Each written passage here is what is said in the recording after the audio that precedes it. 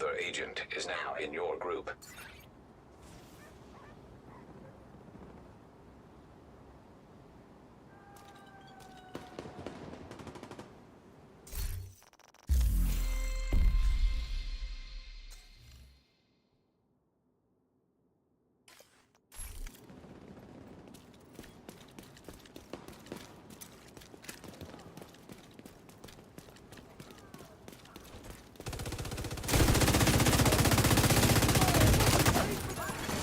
Another agent has joined your group.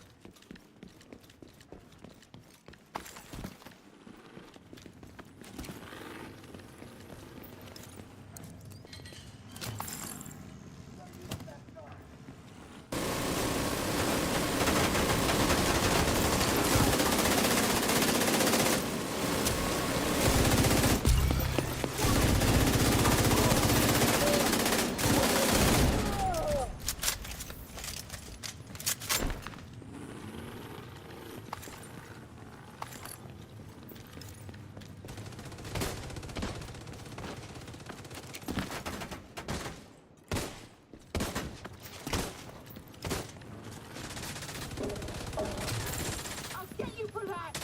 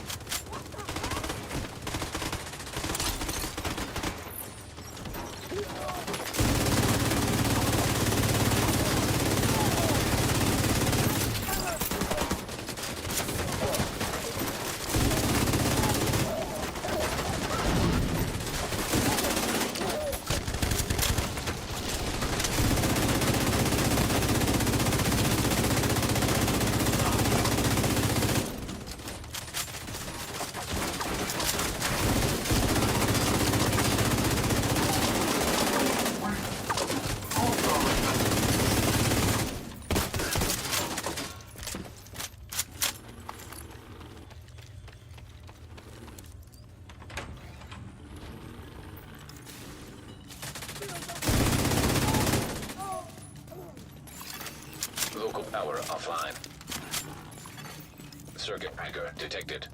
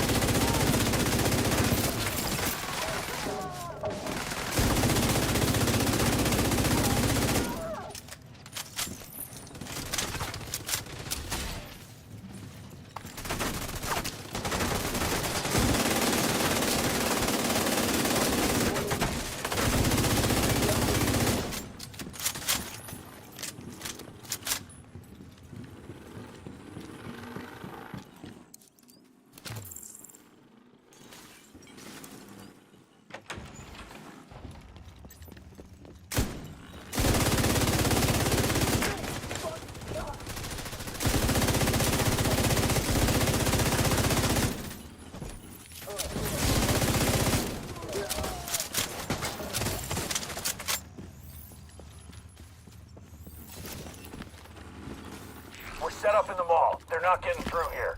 Don't die, motherfucker. Not a chance.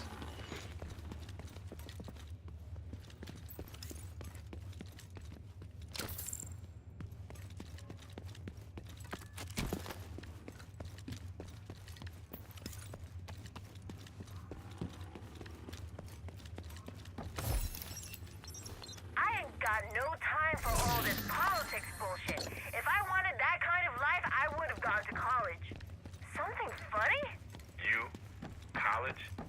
Doesn't quite add up. Fuck you. We got a lot of dead wood on this council. What are you saying? I'm saying that they won't go down easy. I got no problems pulling the trigger. And that's exactly why college doesn't suit you. You're too emotional. Sometimes you gotta exercise restraint. Assess the situation. If we do this, there will be repercussions, and we need to prepare for which way shit's gonna fall out. Someone's there.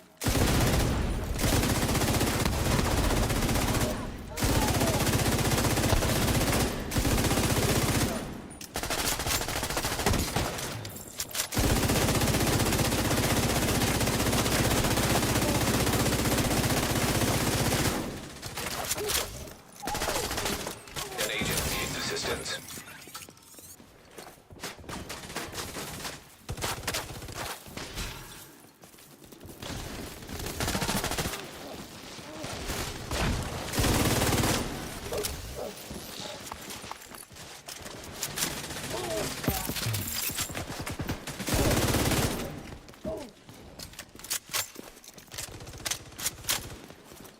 Careful with this one.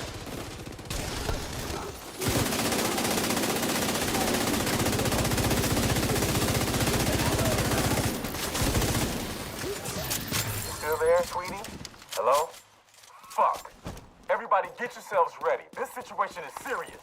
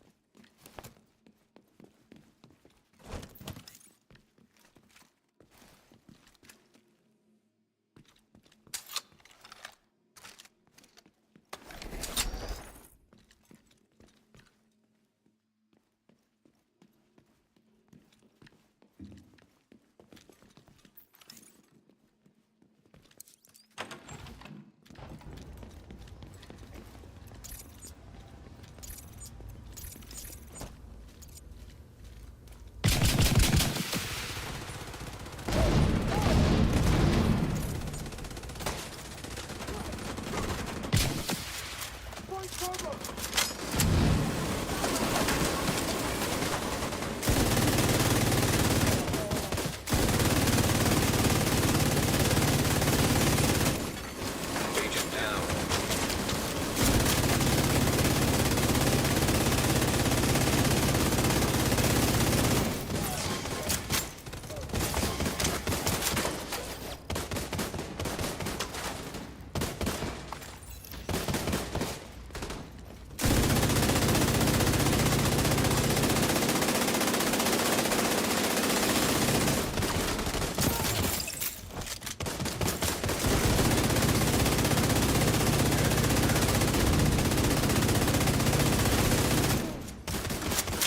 Diesel, what's going on down there?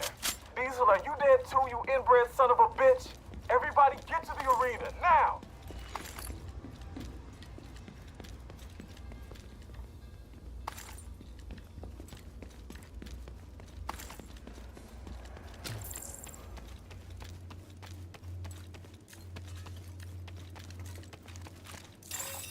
Airborne toxins at unsafe levels. Filters failing. Air filter function restored. Air quality. Acceptable.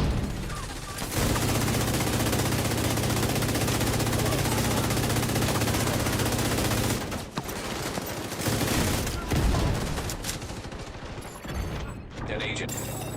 Airborne toxins at unsafe levels. Filters failing.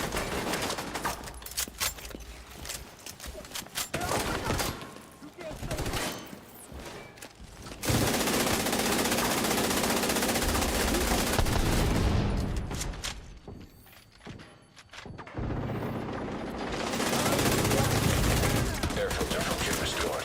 Air quality acceptable. Vital signs critical. Agent incapacitated.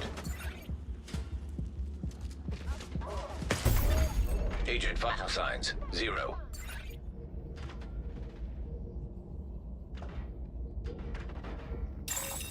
Airborne toxins at unsafe levels. Filters failing.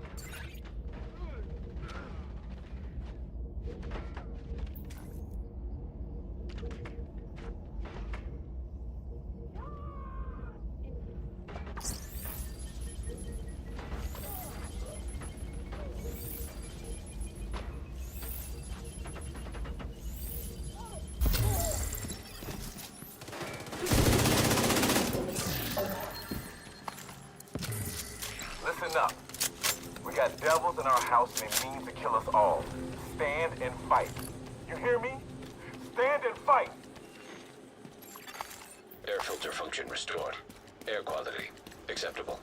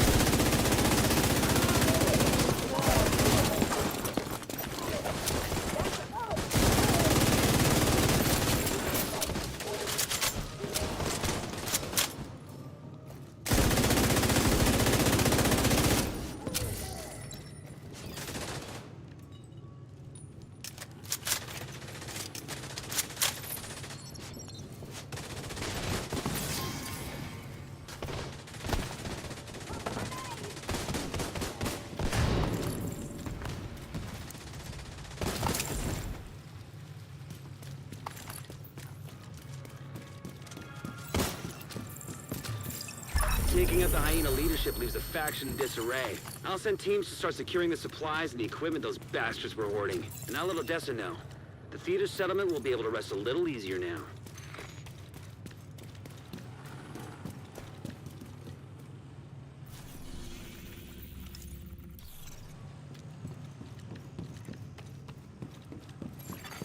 An agent has left your group.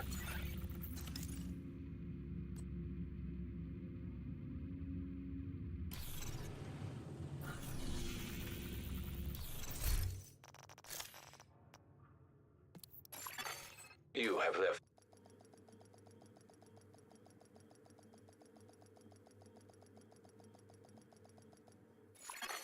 Safe area entered.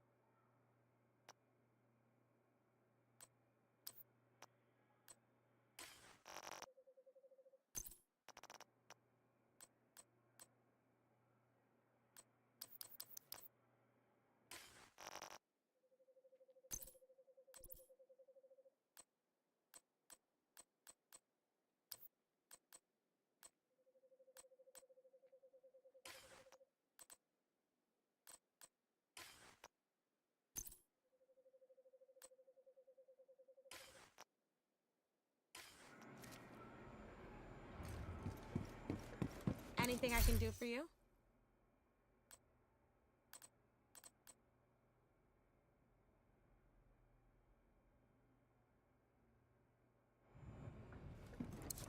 You're welcome to use the crafting station, but I don't have anything to sell.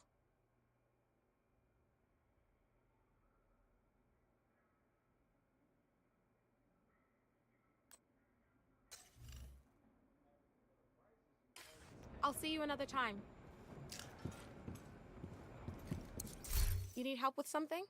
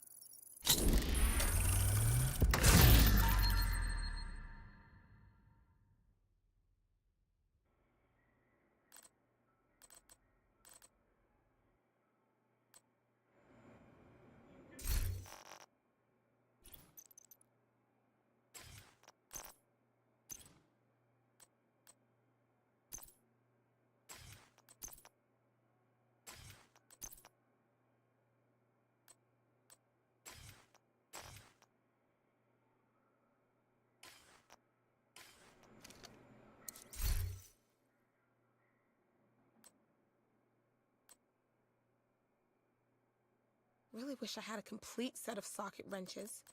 Can never find the 5/16 when you need it.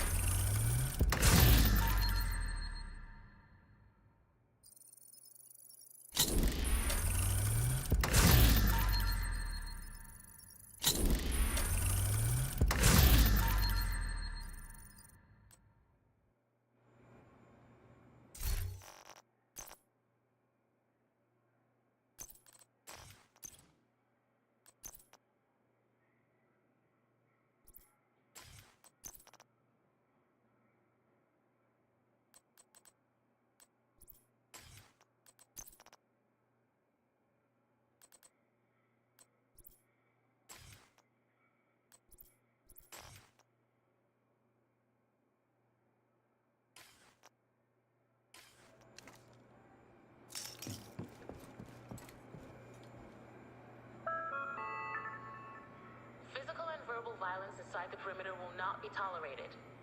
Violators risk permanent expulsion from the secure area.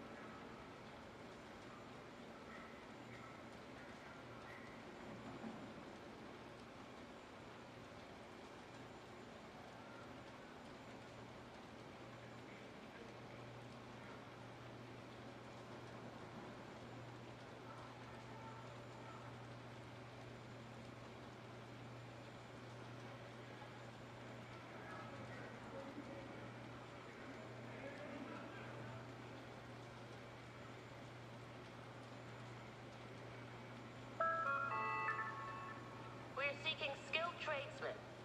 Would all construction workers, plumbers, welders, and electricians report to the main desk at the earliest possible convenience?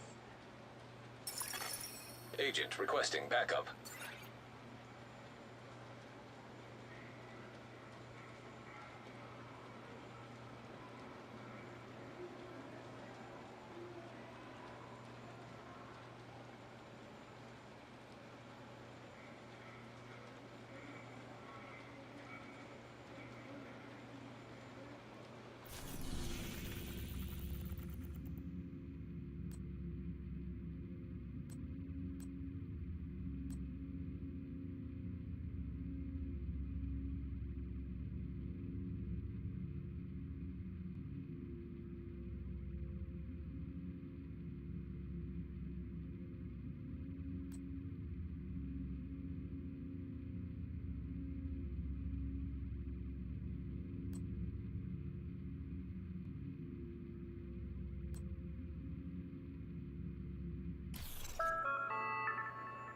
Food rations will be...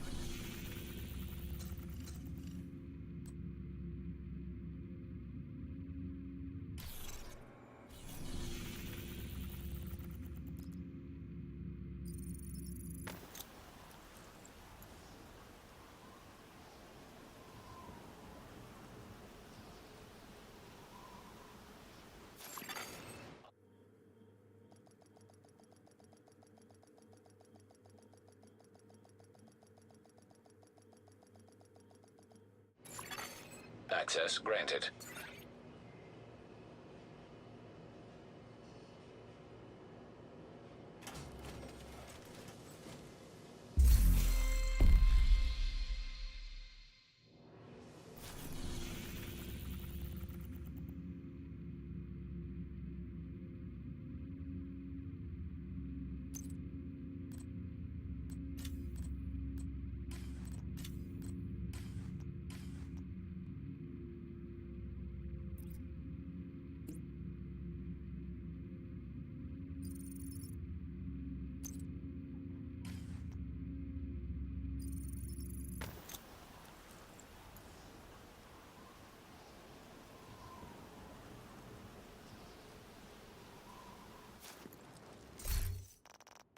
I haven't opened this either. Let's open these and these and these. Let's try them all. Please. Fine, we can find better shops. No, you're great. That's. I just love Pokemon. Chat, help. This is cute. I've seen better though. prices, but. We should do these. We should do these. Do you want these? Yep, get those sleeves. Those ones are cute. Do you want these ones? Look how cute that is. Yeah, I got That these. looks like my dog. Yeah. Wait, let's get the gasoline. No, I like this one. Okay, yeah, this one isn't. Okay. I haven't opened this either. Let's open these and these and these. Let's try them all. Please. Fine, we can find better shops. No, you're great. That's. I just love Pokemon. Chat, help. This is cute. I've seen better though. prices, but. We should do these. We should do these. Do you want these? Yep, get those sleeves. Those ones are cute. Do you want these ones? Look how cute that is. Yeah, I got That these. looks like my dog. Yeah. Wait, let's We get the want to get gasoline. Isaac back online I like across this the one. country. Okay, yeah, this one We isn't. need to reconnect the local system to the Okay. satellite network. I haven't opened this should either. be able Let's to do open that at these the and NOAA these and these. headquarters Let's try them all. Get to the control room. I Please. can walk you through the process Fine, from we can- there. Oh yeah, I looked up the demo for your game. Is there a reason you guys put it so expensive? Oh my god, no, they've gotten to you. You're one of them now. Not like this. Oh yeah, I looked up the demo for your game. Is there a reason you guys put it so expensive? Oh my god, no, they've gotten to you. You're one of them now. Not like this. Oh yeah, I looked up the demo for your game. Is there a reason you guys put it so expensive? Oh my god, no, they've gotten to you. You're one of them now. Not like this. Oh yeah, I looked up the demo for your game. Is there a reason you guys put it so expensive? Oh my god, no, they've gotten to you. You're one of them now. Not like this. Oh yeah, I looked up the demo.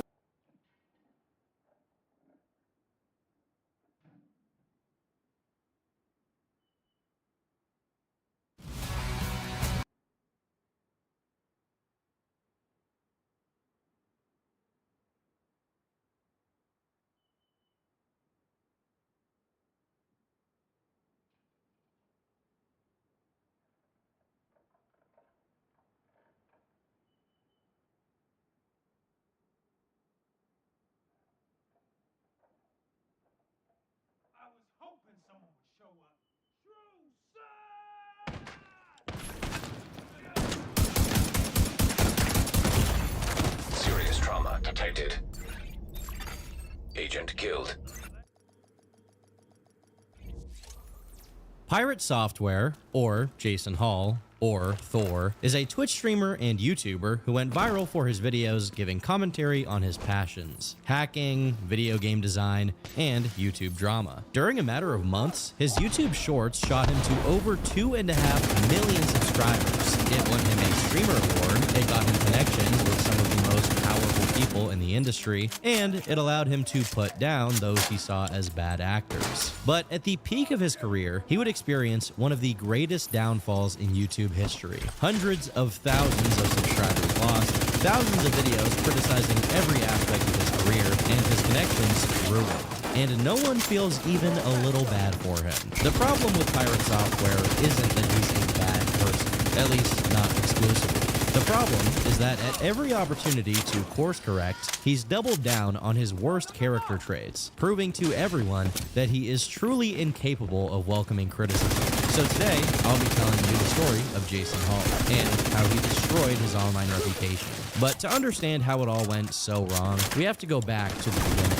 His LinkedIn page lists him having gone to high school until 2006, when he would have been about 19 years old. It's hard to say, given how little is credibly known about this time period of his life, but it's possible he failed a year due to how much he was involved with, even at that time. During high school, he took part in the anime club, led the comic club, and listed himself as being a self-employed freelance security researcher and developer, providing a variety of web security-related services for multiple clients. He even noted that he learned how to say no to a superior when something is beyond a project's scope. The reality of his situation was a lot less dignified, although he conveniently didn't list the facts that he ran a quote-unquote company out of the game's Second Life, called Darksphere Creations. But what services did Darksphere Creations provide, you might be asking? The answer is 3D avatars of furries with boobs for Second Life, all of which were listed under his in-game name, Maldavius Figtree. You truly could not make this up. But Mr. Figtree wasn't just one among many avatar designers. He was notorious, although not exactly for good reasons. Firstly, he apparently vandalized an in-game region, and soon after, he fired someone named Wingless Emoto from Darksphere, accusing them of being lazy, despite the fact this person got paid on commission, not a salary. As per the article reporting on this situation, Jason continued to sell Emoto's avatars after her departure, without paying her anything.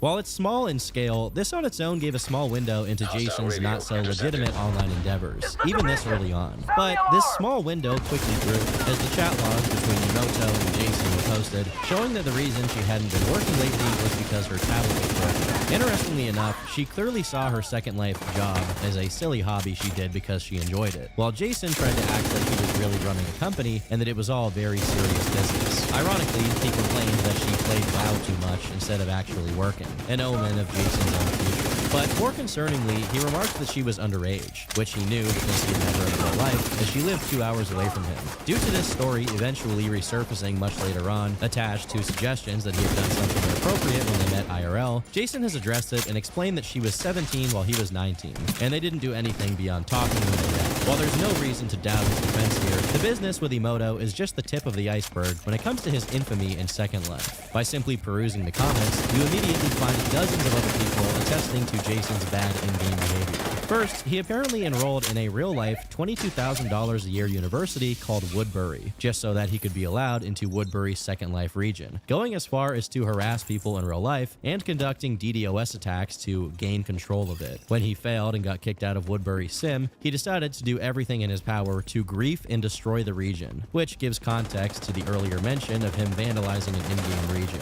If all of this is true, this story alone depicts Jason as having a hunger for trivial, petty power that's so great he's willing to spend thousands in real-life money to get it, and is completely incapable of accepting defeat. Other people point out that Emoto's avatars were actually pulling in quite a decent amount of money. And here we have the establishment of another recurring theme: Jason demanding payments and credit despite despite not working. First, he took at least 50% of her revenue, apparently just because he put together the storefront for the avatar she created. I say at least because, as many people have pointed out, he ran the storefront and ensured the money went through him before it got to her, supposedly for tax reasons. This means he could make up whatever the amount she was owed and underpay her while keeping the rest for himself. But if that weren't enough, he also took credit for Emoto's work, as he clearly told the Second Life related publications who interviewed him that he was the one sculpting them. Another one of the comments here read, "He wanted to be my business partner, so I took him on board. He did approximately 80 minutes of work against my 30 hours and expected to get half the cash.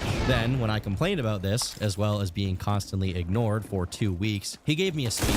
Do you know how good of a scripter I am? How much I'm worth? I make $8,000 a month for Second Life." Of course, at this stage, the alarm bells rang, and I quickly hit the delete and silence button. It's all a shame, really, especially as I had a deadline to meet, and this all reflected badly on me. You might be wondering how he got away with this kind of blatant misbehavior. Well, Jason is the son of Joey Ray Hall, one of gaming company Blizzard's most senior employees, and he apparently used this fact to issue vague threats towards anyone who might have reasons to report him. Long after his Second Life days, Jason continued to flaunt this on his streams. No, my dad didn't inspire the WoW guy from South. My dad is the WoW guy. He was the cinematic director for Blizzard. He worked on the episode.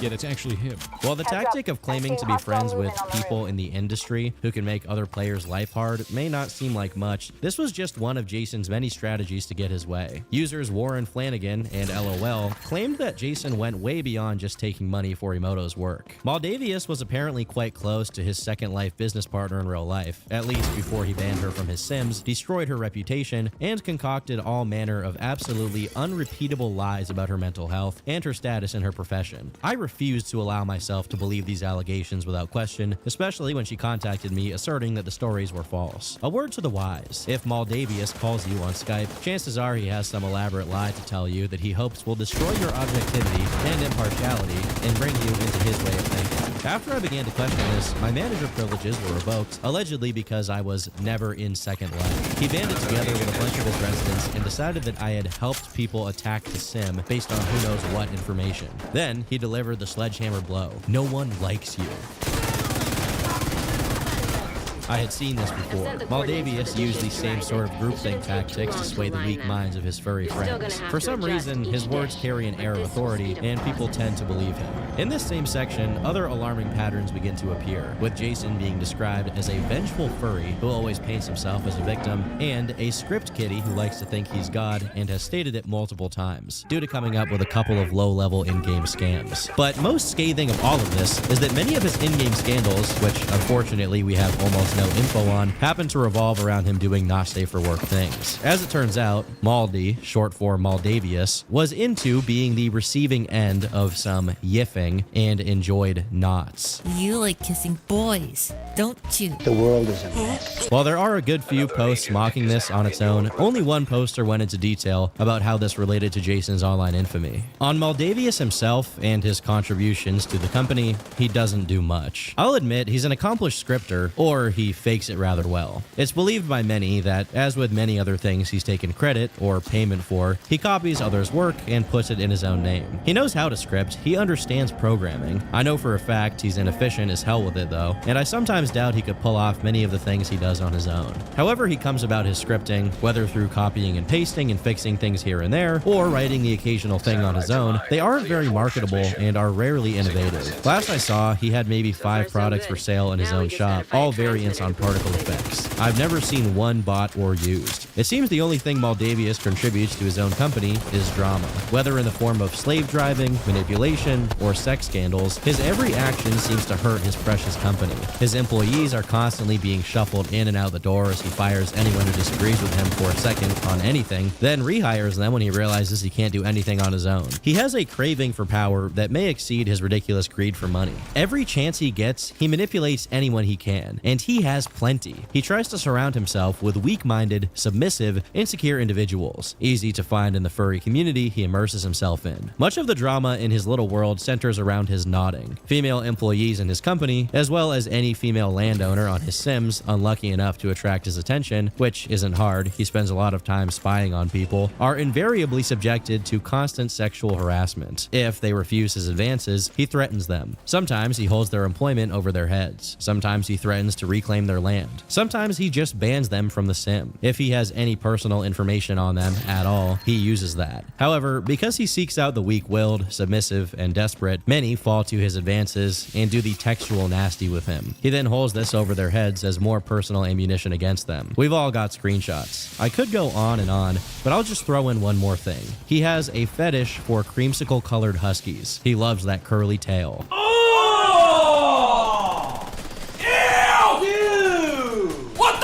With this context established, it's important to remark that Jason eventually addressed this when it resurfaced, specifying that nothing ever happened between him and Emoto, so much so that they made up a few years after the situation between them went down. To further support this, Emoto also made a tweet reinforcing that nothing inappropriate had happened between them. So it's safe to say that any claims revolving around him being a creep in this circumstance are not true. As for the many people who claimed he was doing sexual stuff with Second Life, there's no sign that any of them were minors, so even if what he was supposedly doing was weird, it definitely wasn't illegal.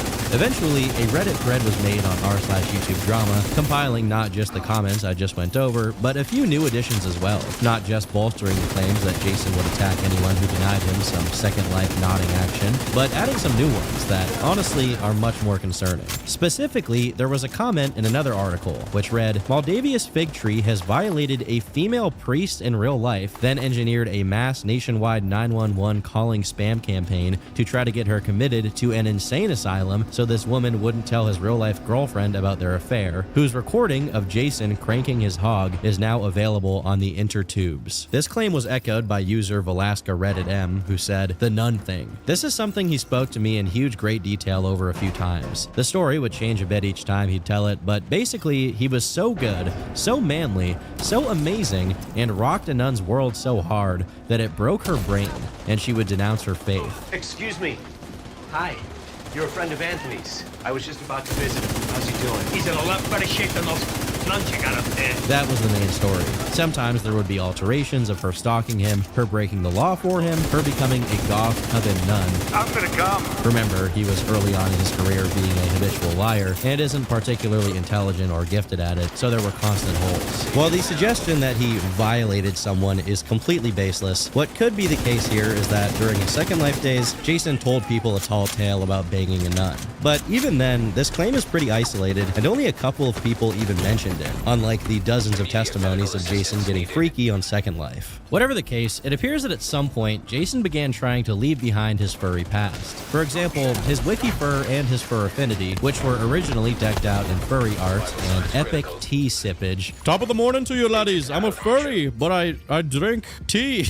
His wiki fur and fur affinity have been completely blanked and removed at his own request, which is publicly documented. Little fun fact here, his deletion request is in the same page as a discussion of Cord Kitty, who I've already made a video about. Birds of a feather, or furs of a fur, or something. But ultimately, his days of being a merchant on Second Life were numbered, as Jason was ready to make it into the big leagues. By September of 2009, he got himself a job at Blizzard. Yes, the same Blizzard his dad worked at. At face value, there's nothing terribly wrong with his dad getting him a job, but despite Jason describing his role as pivotal to the company, he actually worked QA, quality assurance, which is basically a more technical play testing. It's kind of an entry-level job, and there's nothing really wrong with that, but it was more than enough to further inflate Jason's ego to unforeseen proportions. Former co-workers of his have since shared their testimonies of their experiences with him at the company. Specifically, Kiwi Farms user Boing Boing got herself verified by the site staff to prove that she was, indeed, a former Blizzard employee who had personal contact with Jason.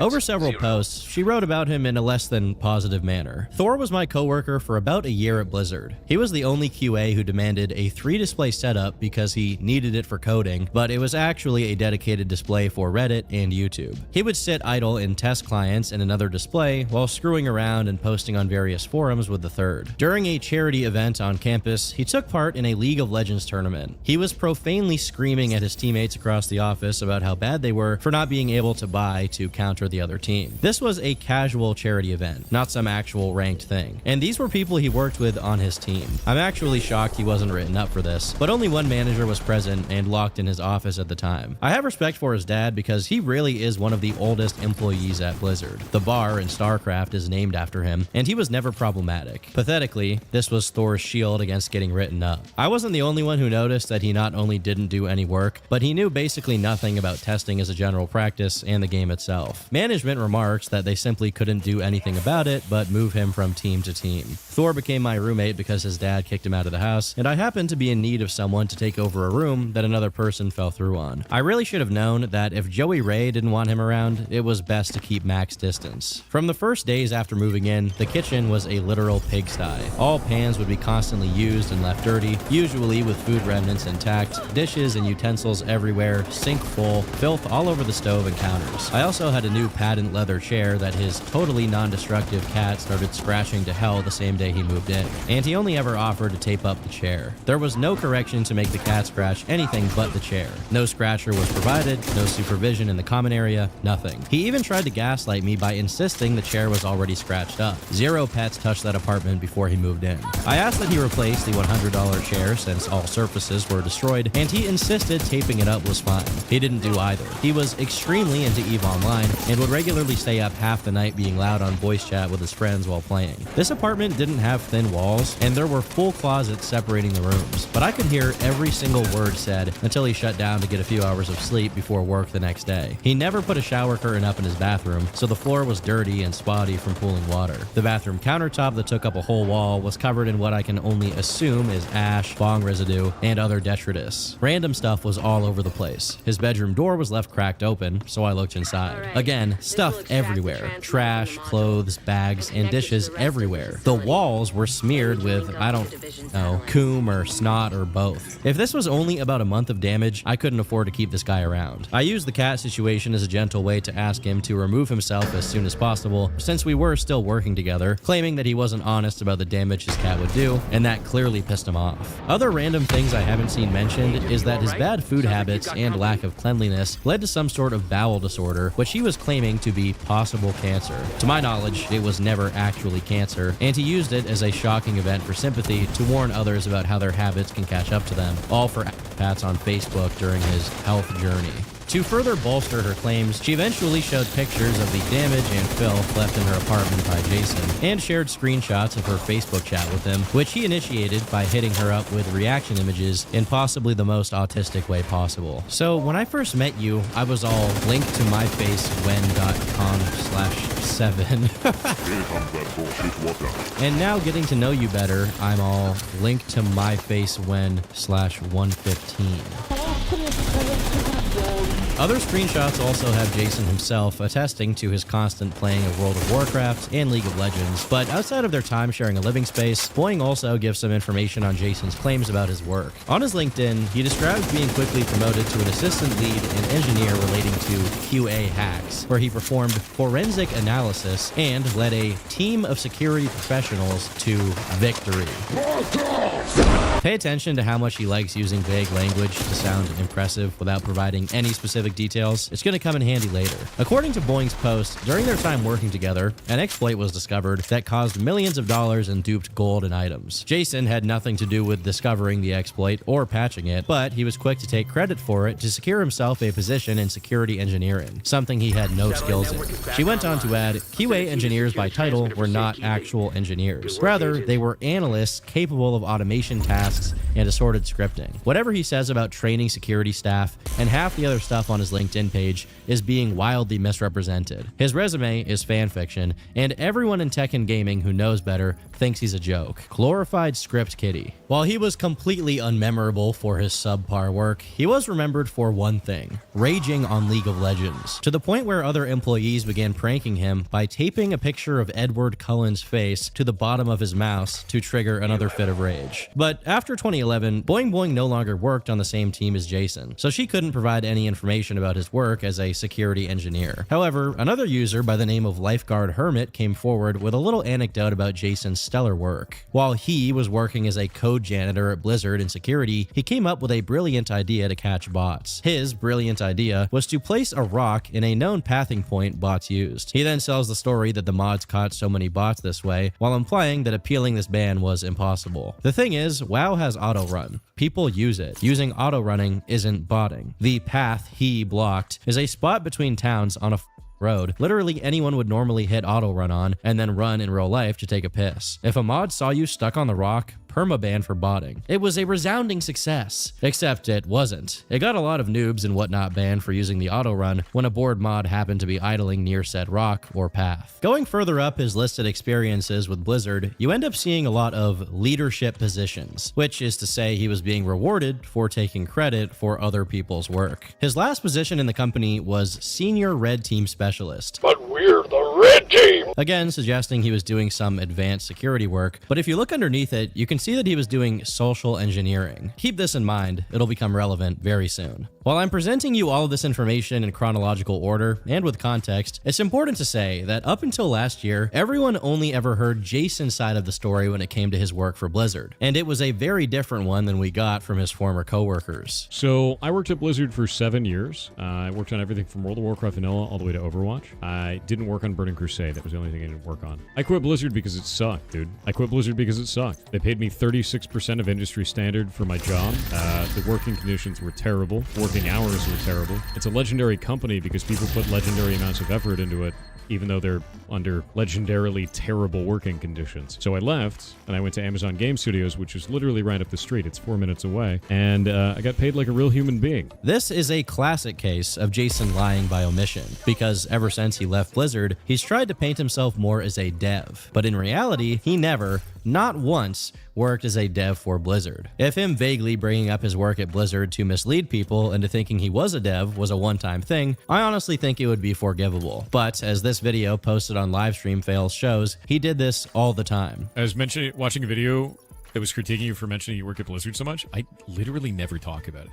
When I worked at Blizzard, I did that for Blizzard. Blizzard, 7 years, yeah. Blizzard. I used to work at Blizzard Entertainment. Used to work at Blizzard Entertainment. You're Red Team Specialist for Blizzard Entertainment. And Blizzard.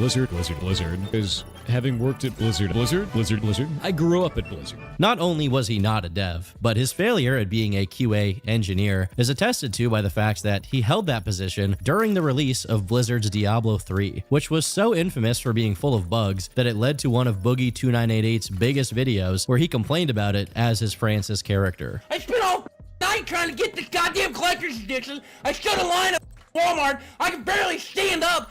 I stood in line. I just can't even play my. Can you imagine being such a prolific lolcow that you give an area buff to other lolcows? Him cockroaching his way through Blizzard for years, despite being viewed poorly by his coworkers and not really achieving anything of note, eventually got people's attention, which prompted people to accuse him of being a nepo baby, someone who only got their job or position or whatever because they're a family member of someone higher up in the company. His defense against these claims has been somewhat inconsistent. Those who don't understand the term, a nepo baby is somebody who got their job only through nepotism, never accomplished anything in their career, and never did anything to deserve the position that they have. My father was the cinematic director for Blizzard for 23 years. He worked on basically everything going all the way back to the death and return of Superman and many other games, all the way up until now. And then he quit. He went off to Jagex and he worked on old school RuneScape, I believe as a creative director of some kind. With that in mind, he now streams on Twitch under the name of Yearjoy. People think that I got my job at Blizzard specifically because of him. In reality, I only had help from him in order to do my resume. Aside from that, for the people who have this narrative, both myself and my brother applied at the same time. I got the job, and my brother didn't. I went to Blizzard in 2004, and this is kind of my whole career, right? My first job I got through nepotism, 100%. My dad worked at Blizzard for 23 years. He worked at Blizzard for 23 years, so I got a job there in 2004. While it's true he immediately got a job working for Amazon Games once he left Blizzard, he was still not a dev, but instead an automation engineer. And even this only lasted for a few months. Shortly after, he got a job as a full-on cybersecurity specialist at Eagle Research Group. This job in particular has become a cornerstone for his claims that he's a bona fide hacker with mad skills. But is he really? Well, he was eventually so confident about his work there that he gave an interview about it, where he was asked what he actually did. You're a hacker. Like that's where you like kind of started. An actual hacker. An actual hacker. Like Yes. not like I'm a hacker type. No, you're an actual Not a script hacker. kiddie. You've won Like an actual hacker. Yeah, Yeah. My last job was hacking power plants for the federal government. I worked for the United States Department of Energy. Drop of a hat, you were leaving on a plane tomorrow to fly to some state to test a thing, right? And my general wheelhouse control is physical access control systems, so breaking and entering, Wi-Fi related vulnerabilities, web related vulnerabilities, and social engineering. So those were my primaries when we were on those tasks. And they just fly us to a site, hack the site, write a report, go home. And I had to wear a suit the whole time, and they made me cut my hair. However questionable it is for Jason to have worked on preventing breaking and entering in federal nuclear facilities, what really stands out to me here is that pesky little phrase, social engineering. While social engineering is very much an approach to gaining access to systems, social engineering basically means tricking people into giving you their access, and it can be done completely unrelated to any hardcore actual hacking. Regardless, he continually leads people on to think he's some kind of code wizard, usually bringing up the 3 badges he got from DEF CON. So DEF CON 24, I had just won DEF CON 23, so I was on my team at the time, which was Council of 9. For those who are unfamiliar with it, DEF CON is one of the most established conventions of the hacker community. But despite how much weight he puts on these badges, some of DEF CON's games fall in the same realm as any other puzzle, alternate reality game, or escape room event. What Jason is doing is tantamount to calling yourself a hacker because you looked at the source code of the Five Nights at Freddy's website to solve a puzzle. In this same interview, he explains that his social engineering at one of these DEF CON events was to lie and pretend like he was a volunteer at the event, all while collecting info on other teams' progress to give to his own team. Whether you think this is a fair strategy to win, or you think this is meta gaming, what's clear is that Jason wasn't breaking into any mainframes. He wasn't hacking the Matrix. Another lie of his during this interview is that he claims he was a federal contractor for the Department of Energy, which is false on multiple levels. He worked for a company which had a contract with the government, but as receipts procured by KF user Vic Macedonia show, this contract had to do with management consulting, which wasn't at all related to the kind of thing that Jason did. Even if you assume he just misspoke or abridged all of this context while speaking about it, he eventually made his lie a bit more explicit by claiming that his DEF CON badges got him a job offer directly from the government. Went back home, hammered it for a whole year, and then went back to DEF CON the next year and won. And when I got my first black badge, it was like, hey, that's kind of cool, man. Like, because it's like the Gold in the Hacker Olympics, right? And they're like, hey, that's pretty neat. And then I went and did it again the next year. And then people were like, wait a minute.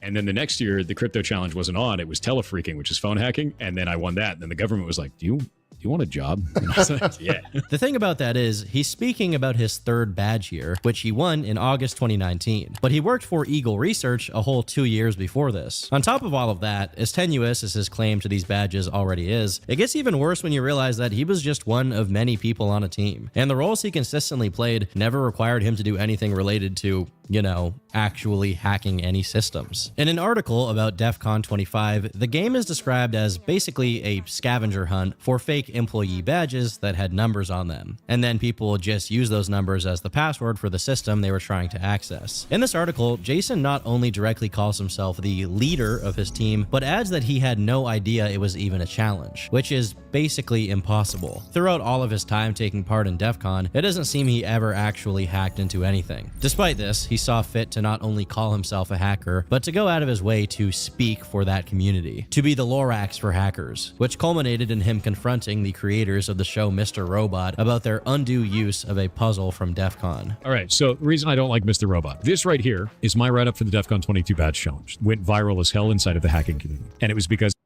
I listed out everything that we did as a team and showed the world the brilliance of Lost, who is the creator of these challenges. And the first thing you can see here is a number letter cipher. So 1 would be A, 2 would be B, so on and so forth. And you can see at the end of this, these last pieces of 1057, Lost's name is 1057. He goes by Lost, and 1057 is his handle. That is his signature at the end of this. And now let's go to Mr. Robot's Twitter. Understand that this was the only place in the world that this was listed. Mr. Robot reposted this right here. That's that same string, but what did they leave off the end? His signature. This is the same as taking an artist and removing their signature from their piece of art. They made it public to millions of Mr. Robot fans. And those people went and found all of the breadcrumbs that led after this, which led to Lost's personal phone number. He got tens of thousands of calls from fans of Mr. Robot thinking Mr. Robot was running an ARG.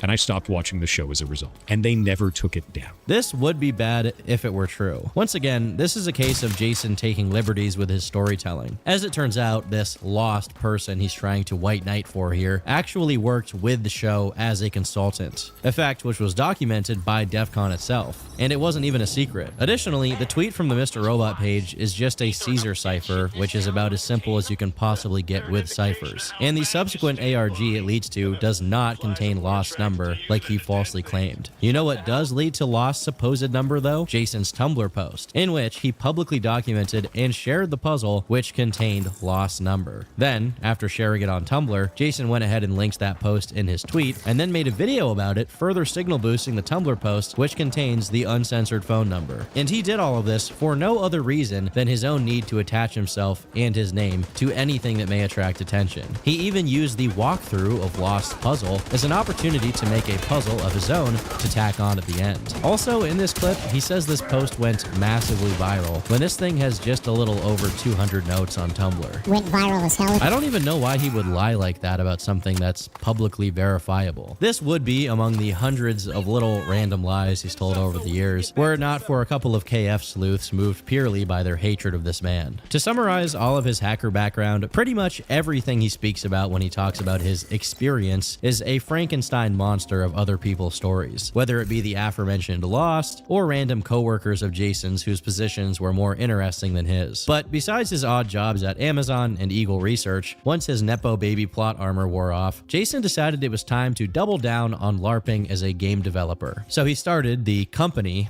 and I use that word loosely, known as Pirate Software, which was supposed to produce games. He had a hard time keeping up the LARP when he gave interviews, as he had to admit that he had to learn how to use even the most basic softwares like GameMaker from scratch. Because, of course, despite his work at Blizzard, he never developed anything, nor did he know how to program to any significant extent. Funnily enough, in this same interview, he comments on how other indie devs fail due to getting straight into making their dream game and then taking forever to finish it, only for it to flop, when they could make a smaller game first to get the hang of it. In keeping with this theme, he made a game called Champions of Breakfast, supposedly in less than a month, a process he began with a Discord server. Apparently, the reason he did this was in order to build a community so that he could engage with and solve criticisms of the game. Because, as he puts it, every single person you take the time to work with counts, because that person is going to exponentially increase the size of your community over time. If only he had actually applied this mindset at any point during his life and concerned himself a little bit with how he was perceived by others. Although Champions of Breakfast went out without a hitch to mostly positive reviews, even it is tainted with Jason's narcissistic delusions about his tech savviness. In this video, he actually thinks that he's solved all of piracy. And if you look at this, we have 160 achievements for it,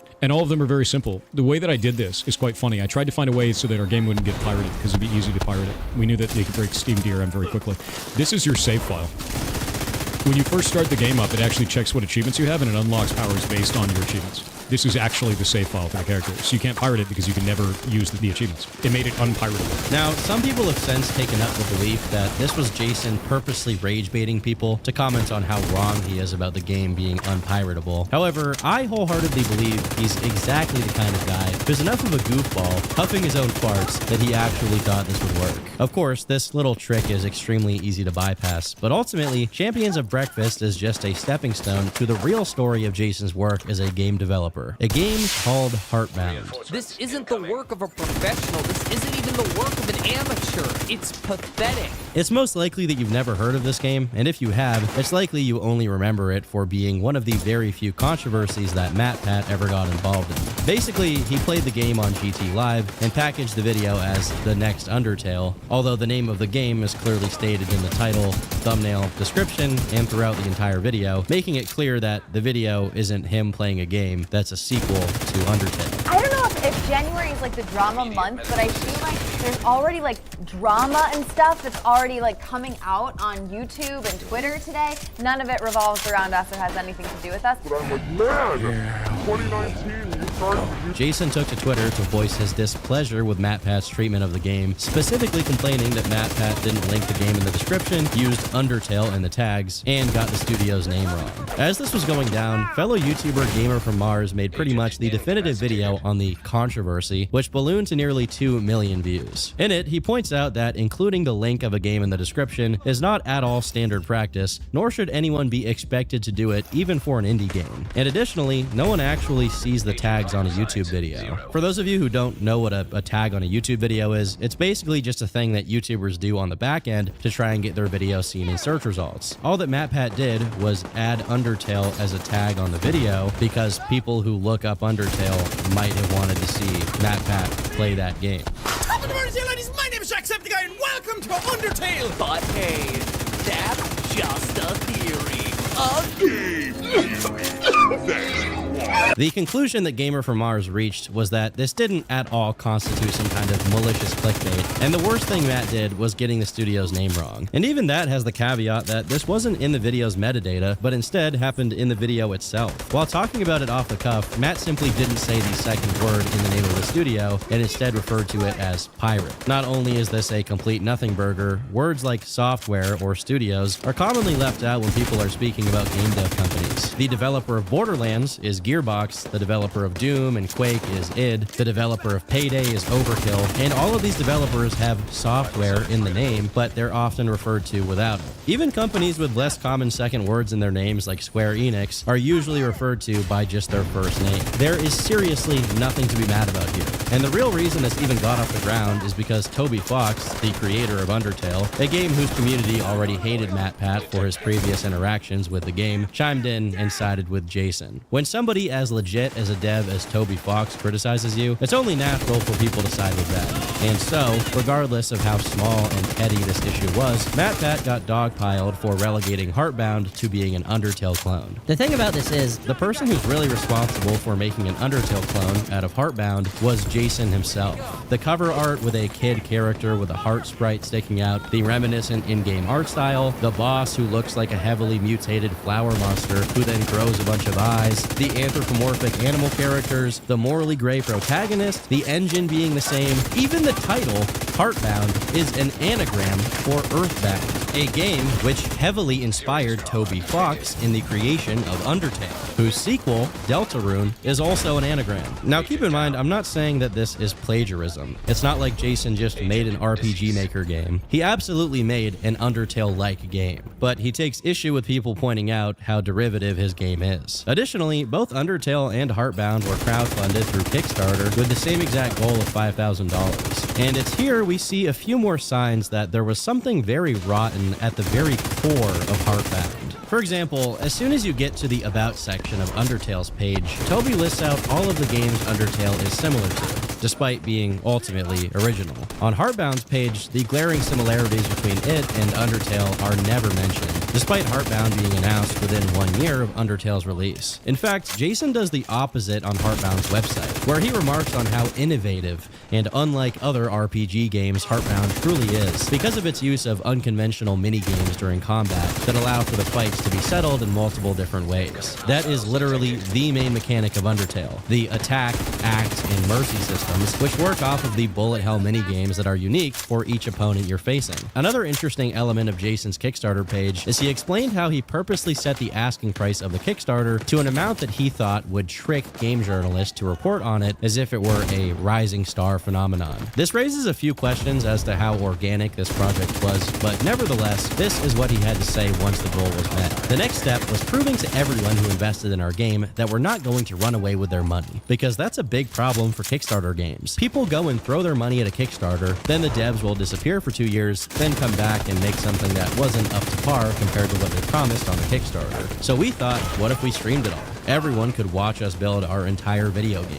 Full open development. They could see every single thing that we ever did, and no one ever can say the devs ran away with the money. At the same time, the stream helps fund additional development on the game, so even though we put the Kickstarter to such a low amount, we're still getting funding to continue the process of building Heartbound. It also gives an extra added effect to where, if in the future anyone tries to come around and say we stole their idea, we have 300 episodes of video evidence showing how we made the game ourselves that no one can contest. Usually on the stream, a lot of the questions we get are usually the same. When is the game coming out? How much is it going to cost? What is the game about? I have commands I can use on stream that let everyone know the release date and all the information they need. I can drop !demo in chat and it shows them. It mitigates a ton of my time every day because we stream 10 hours a day, and during that 10-hour period, it's literally just question and answer while everything else is going on. Now, there's a lot to pick apart from this post, but the gist of it is that Heartbound is an elaborate excuse for Jason to stream for literally dozens of hours with no end in sight. Him mentioning streaming as being something to justify the low amount asked on a project is really dishonest, because even if we just use Undertale as an example, Toby never acts like $5,000 is a low amount. It's a reasonable amount for this kind of game, even if he ultimately got way more than what he asked for on his project. But we don't need to only compare it with Undertale, as there are plenty of other predecessors in this general genre that Heartbound can be measured against. Ebe, Mad Father,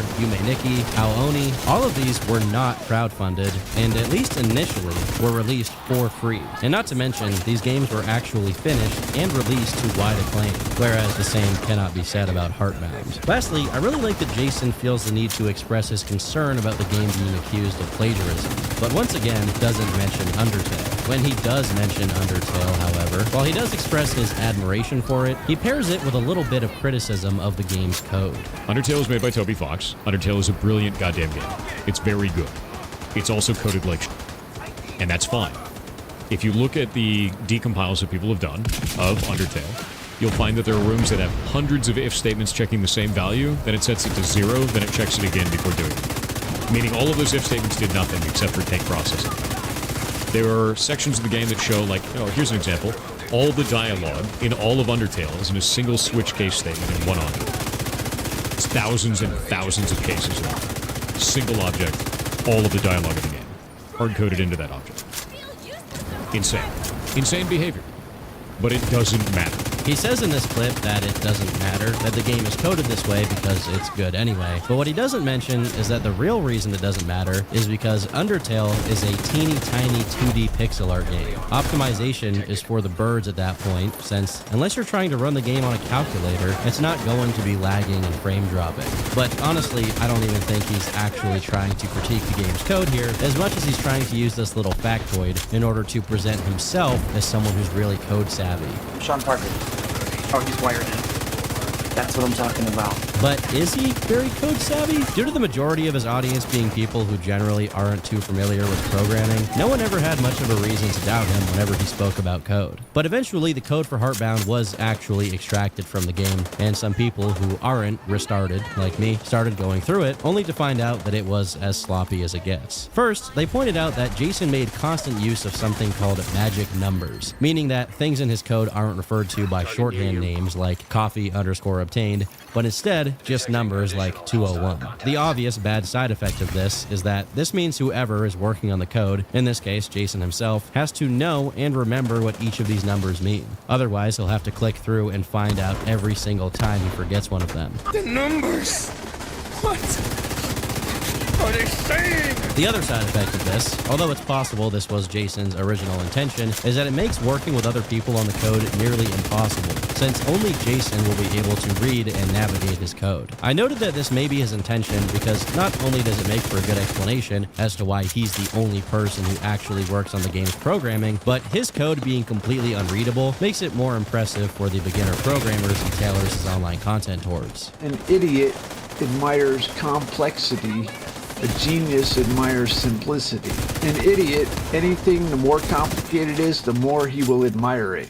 If you make something so clusterfuck he can't understand it, he's gonna think you're a god, because you made it so complicated nobody can understand it. There are other bizarre code lies, like Heartbound being supposedly ray traced in a highly efficient manner, but once again, more code-savvy people took notice that in some of the game's updates, Jason makes notes for having to manually fix in-game characters still casting shadows when a light source has been shut off, which in the case of an actually ray-traced game would be impossible to happen, even as a bug. An example of a 2D game that actually has advanced lighting mechanics is Intravenous, and it should be immediately obvious by just looking at his gameplay and then looking at Heartbound gameplay that they are definitely not the same. Captain Garbage, the same KF user who questioned the ray tracing claims, went through more of Jason's code only to find that the entire game relied on extremely long arrays and switch cases, which was actually quite similar to the code of Undertale, which Jason criticized. I'll probably butcher this explanation, but this basically means that Heartbound, a game heavy on branching dialogue and minor decisions altering the course of the story, has each in-game event tied to an unbelievably long string of every in-game event that leads up to it and comes as a consequence of it. In turn, the longer the game goes on, every time your past decisions will affect what'll happen next, all of those cases have to be checked, as they haven't been collapsed into something easily readable. Worse yet is that were Jason to ever go back and alter something he's written, he'd then have to go look for each instance where his code is duplicated, which may be happening dozens of times throughout the entire game. Now, the alternative presented by Captain Garbage is ironically called JSON, or JSON, which is exactly fitting for the kind of game Jason is making and would allow for other programmers to have an easy time working on Heartbound, if that was ever his intention. Now again, I'm making my way through this explanation by the skin of my nuts here, and if you want better breakdowns of how bad his code is, other much more skilled people have already gone over that. But the key takeaways here are, firstly, it looks like Jason tried to make his code inefficiency similar to Undertale's, although he manages to outdo it. And secondly, this degree of amateur work is a sledgehammer to the reputation he built as some kind of programmer savant who hacked nuclear facilities or whatever. This isn't just inefficiency. This is slop of such nightmarish proportions that multiple people have pitched in to point out just how bad it is. Dude, I really hope that Pirate Software code stream screenshots are like just very early rough drafts of what he's trying to do. I usually do something like that to get the idea out and then I refine it, so I hope that's what I'm seeing. Otherwise, I'm better than him. Literally anything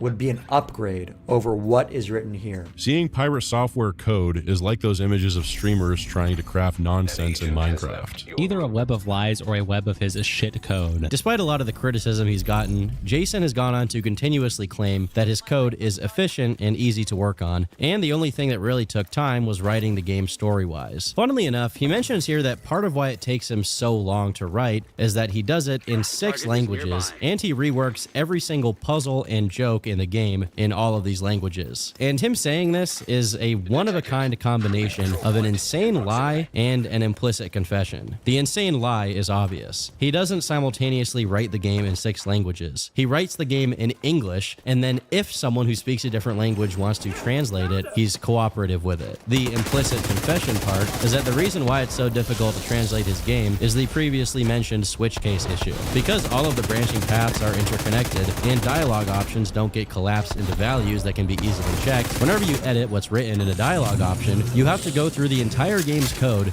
to alter every other instance affected by that dialogue option, otherwise the game completely breaks. I know I've spoiled it a bit, but it shouldn't be surprising for you to find out that the game has remained an unfinished mess to this day. The original estimated delivery of the finished product on the Kickstarter was November 2017, but as that deadline approached, the game's website updated to state that the new date was in early to mid 2018. Then it was just 2018, no early to mid.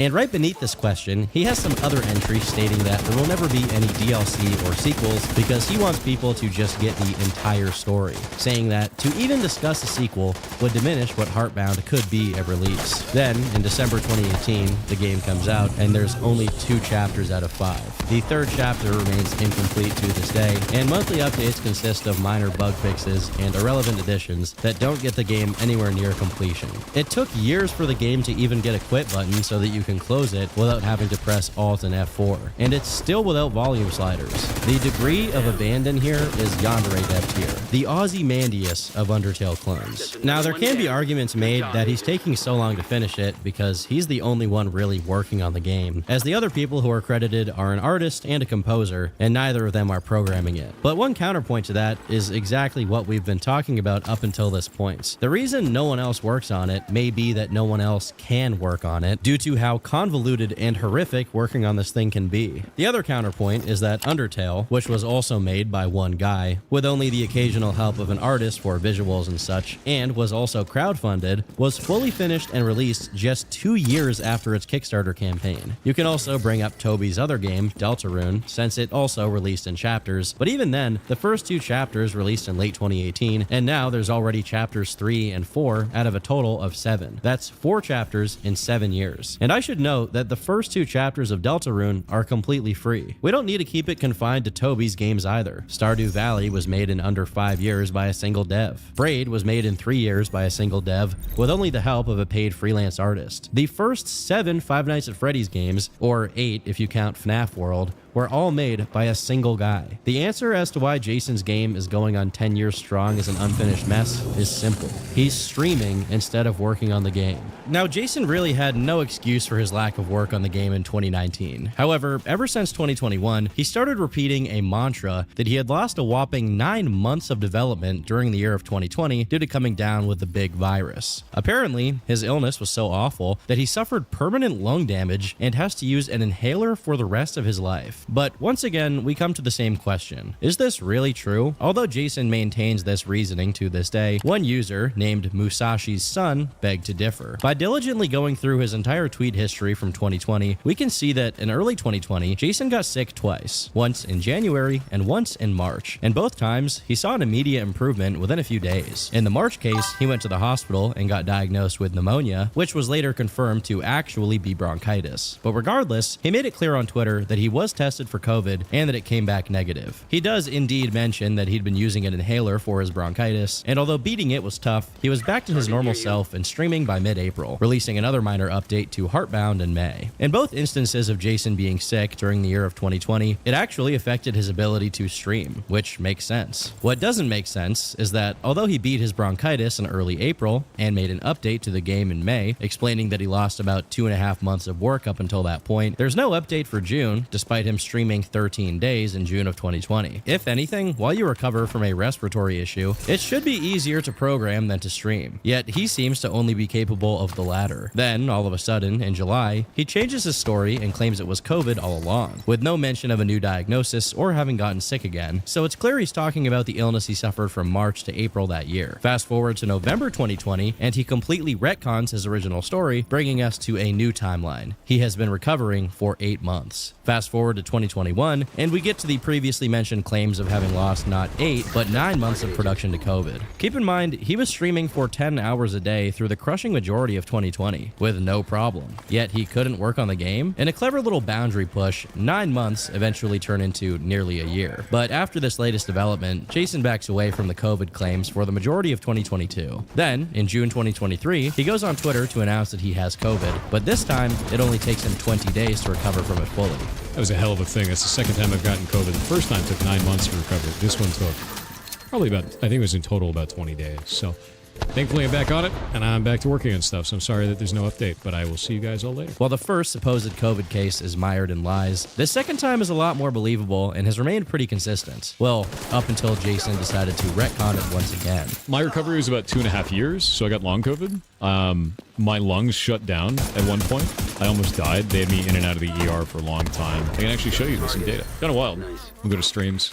I used to stream 7 days a week back in the day, and right here is where I went to DreamHack in January 2020, and I got COVID. And you can see what happened to my stream schedule. There were like months where I just streamed like 3 days. This is from 2024, so over the course of 4 years, a bad case of bronchitis in March 2020, which took about 2 months to recover from, and a not so bad case of COVID in June 2023 that took 20 days to recover from, became one huge case of long COVID that started in January 2020. Here is the proof that Jason offers for this. He shows that his streaming schedule was pretty spotty during 2020, which could also be explained by him being lazy. But besides Musashi's in-depth analysis of Jason's history of lies, another sleuth took the time to go over literally dozens upon dozens of hours of Jason's streaming during 2024 to see how much he actually works on Heartbound. I mean, he calls them dev streams, so he must get a lot done, right? Well, over 164 hours of streaming, he attempted to work on Heartbound for 15 minutes. 15. And I say attempted because all of those 15 minutes consist of him trying to open Game Maker and then something going wrong until he gives up and goes to do something else. Instead, he works on other random passion projects that he will never finish, or he plays Path of Exile, or he plays World of Warcraft for literally dozens of hours. At one point, he streams WoW for 24 hours straight. When people who are familiar with him and his streams point out how little he works on his game, he always responds listing all of the things he's extremely busy with, adding that he works on Heartbound every day, when this is probably not true. But despite their similarities, Jason is no Yandere dev. And the reason I say that is because he is much worse. Not finishing his game is actually one of his lesser offenses. After years of toiling away at his streams, in 2023 he began going viral on YouTube. His clips of him started being uploaded. This is how the majority of people came to know him. And during this time, the consensus opinion on him was that he was a pretty good guy. People had no reason to doubt his credentials as a game dev and a savvy hacker. At least they didn't have a reason yet. By March of 2024, an interesting community decided to take notice of Jason. They were users of a subreddit that was focused on the MMORPG EVE Online, and they were accusing him of being an arrogant, pathological liar due to their experiences with him in-game. However, due to the fact that these people were concentrated in this specific games community, it failed to get any real traction. What people did start picking up on en masse is his voice, which sounded oddly deep in a very unnatural way. This was his explanation for it. Went back to the doctor. Doctor's like, hey, sometimes in your early 30s, your voice can change as a man, and it's effectively second puberty. This is what he used to sound like. That's what he used to look like these 5 years ago. Wait for this. This is awful. Hot dogs are freshly picked. I'm gonna have to peel it. I'm gonna have to peel my hot dog. Yeah, that was it, dude. Every good hot dog needs to be peeled. Even if you buy into this second puberty thing, is it believable that it happens over the course of just 5 days? Because this is a clip of him speaking from May 11th of 2019. Is this live stream of Chair Jam? It is. I just finished my chair. I'm ready to submit to the judges. I want to thank all of you guys for being here, for my chair building experience. And this is a clip of him speaking from May 16th of 2019. Donut? Oh my god, look at the donut. Oh, that is a powerful donut. Look how strong these donuts are. But in fairness, in the first clip, he clearly is in an unconventional streaming setup, so you could excuse it on that basis. The thing is, there are plenty of other clips where he's in his regular streaming setup, and it still sounds noticeably less deep and bassy. The egg exploded. It blew up like a grenade. And the door of the microwave blew open. The door of the microwave blew open from the force of the egg exploding. And the way that it sounds like it's peaking whenever his voice gets particularly bassy suggests that he at least has some kind of EQ that's really boosting the low end of his voice. While this has always been a topic of discussion, not just for Jason's detractors, but also his fans, eventually KF user Yats actually looked at the spectrogram of an interview Jason gave, and he noticed that whenever the audio consists exclusively of Jason talking, there is a very noticeable hole in the mid-range, almost as if he's lowering them out of existence. This can't just be a noise filter, because he still has high end on his voice, so his S's don't sound weird. This absent mid-range is not there whenever anyone else on the panel speaks. Additionally, there's a few clips of him where it sounds like whatever he has on his audio is struggling to function. I don't know what that gives me, though. What is that supposed to do? How am I gonna put that shit in there? Oh, God. Now keep in mind, his audio going out may just be compression to prevent his audio from being too loud. But the way his voice is crackling sounds a bit like how Formant sounds when you use autotune. What is that supposed to do?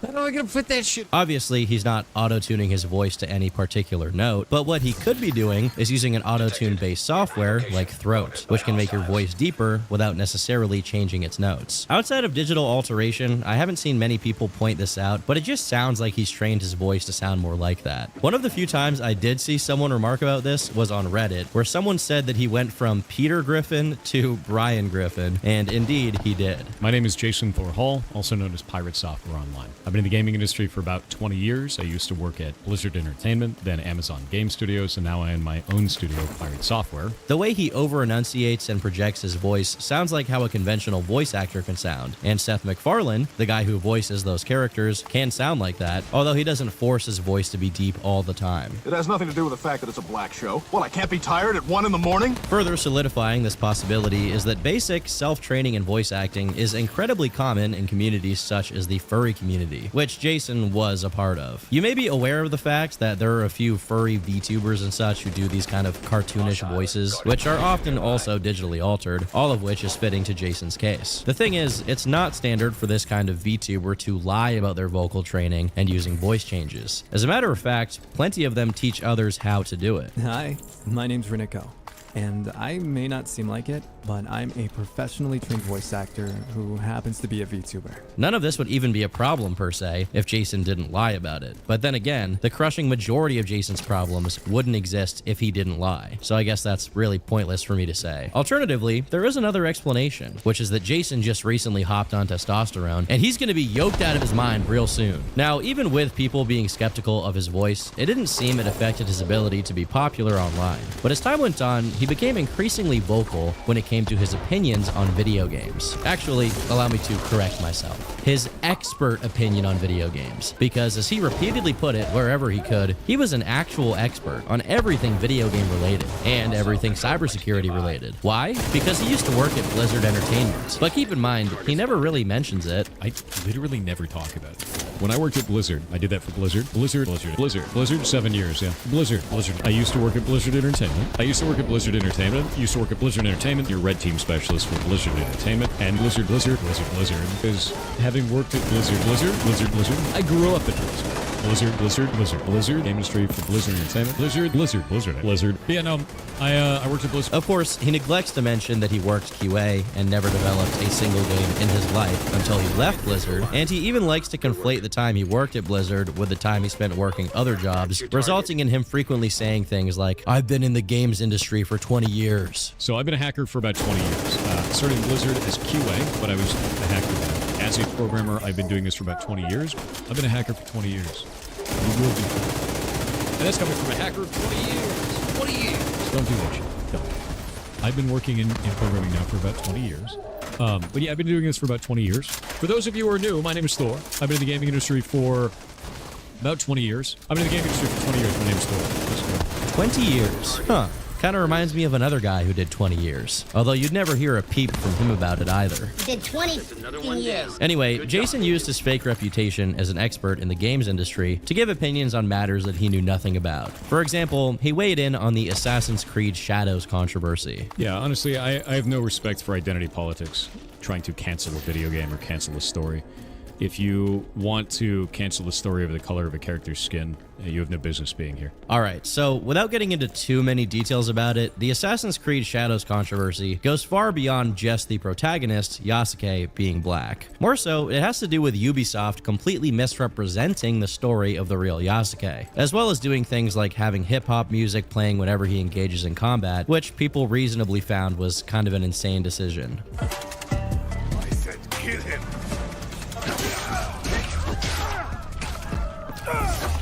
Of course, getting into the mire of the discussion isn't nearly as attractive to Jason as having a punchy stream clip for YouTube Shorts where he can virtue signal. The most unbelievable part about Jason's clip is how he follows it up. I don't give a shit about the color of your skin. I don't care about where your spawn point was. I don't care about where you were born. Referring to people's birthplaces and ethnicities as their spawn point is a kind of peak Reddit gamer cringe I have not had the displeasure of witnessing for the past decade. This is up there with the Walmart gamer t-shirts. Actually, those are kind of badass. I like those. Later on in the same clip, he halfway acknowledges that there's more to the discussion than just Yasuke being black, but then shoots it down, reinforcing that what people are really concerned about is Yasuke being black. But don't stop others from playing the game because you don't want to see a black guy in the cover. Who gives a shit? And if that's the only thing you're hung up on, and you're trying to make it about Japanese history, despite Japanese history disagreeing with you, you need to look in a mirror instead of posting on Twitter.